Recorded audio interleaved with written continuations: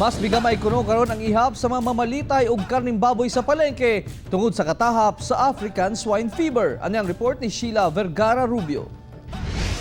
Walay natala nga pag-usab sa presyo sa karning baboy sa Bangkerohan Public Market karon, sigon sa mga manindahay. Apan na matikdan kuno sa tindera nga sila ni Ando, nga minus ang mga mamalitay sukad Enero, ug mas labaw ni minus ang mga mamalitay karon nga dunay positibong kaso sa ESF sa Davao Occidental. Mihinay man siya, kay pati akong suki nga karni, wala man nanguan. Wala nanguan.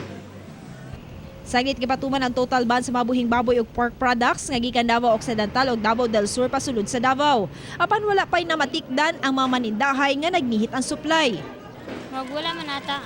Wala pa man sila nagkuhan kay sa turira man may nakakuha baboy.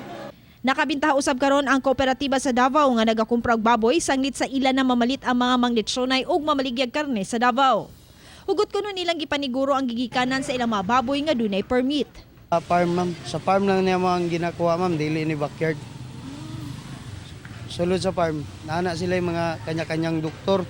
Dili po na nila i-release kung nanay na tama daan. Samtang nabalakasab ang mga tindera sa Peña Plata Public Market sa Samal Island tungod sa paghinay sa ilang kita tungod minus usab ang mamalitay. Apektado jud. Hinay gud siya. Hinoon gisiguro nila nga luwas ang ilang ginabaligyang karne. Naaman may mga kuan kanang murag kuan ma'am sa City Bet ginspection daan bago giihaw. Strikto karon ang mga entrada sa Davao batok sa mga live pig o pork products ilabi na sa Sirawan checkpoint. Sumala pa nga anaa sa 45,000 na ang na-inspect, 154 niini ang undocumented. Kauban si Melchor Awing sa kamera, ko si Sheila Vergara Rubio para sa One Mindanao.